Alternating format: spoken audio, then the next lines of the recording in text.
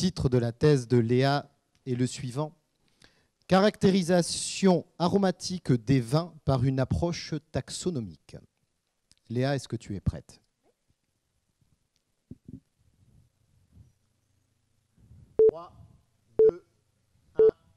Top. Fermez les yeux. Allez-y, fermez les yeux.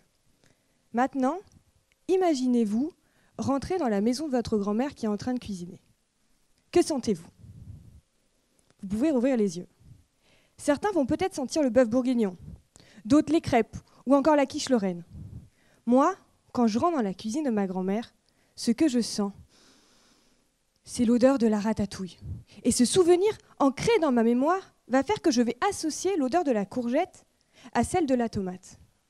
Est-ce que ces deux odeurs se ressemblent vraiment? Pas forcément, mais ma mémoire olfactive va prendre le dessus sur ma perception de l'odeur.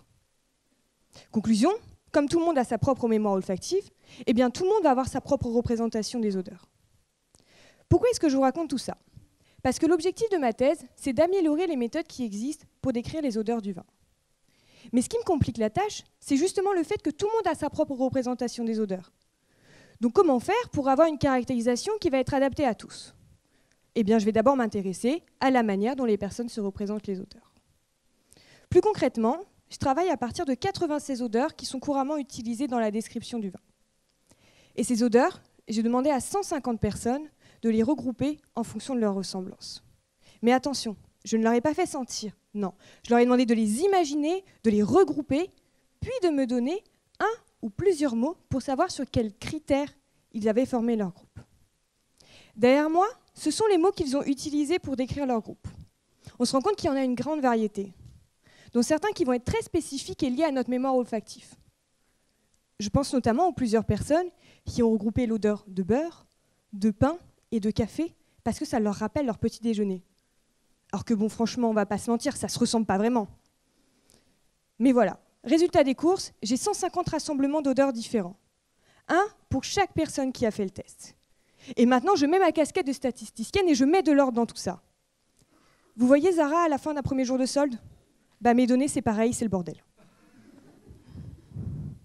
Et donc, comme une vendeuse va ranger ses vêtements, eh bien moi, je vais ranger mes odeurs. Et les centres que j'utilise, ce sont mes traitements statistiques. L'odeur de fraise, de framboise, hop, rayon fruits rouges. L'odeur de citron, rayon agrumes. Une fois cela fait, j'aurai ma représentation des odeurs que je vais administrer dans une application. Et c'est à partir de cette application que les dégustateurs pourront évaluer leur vin.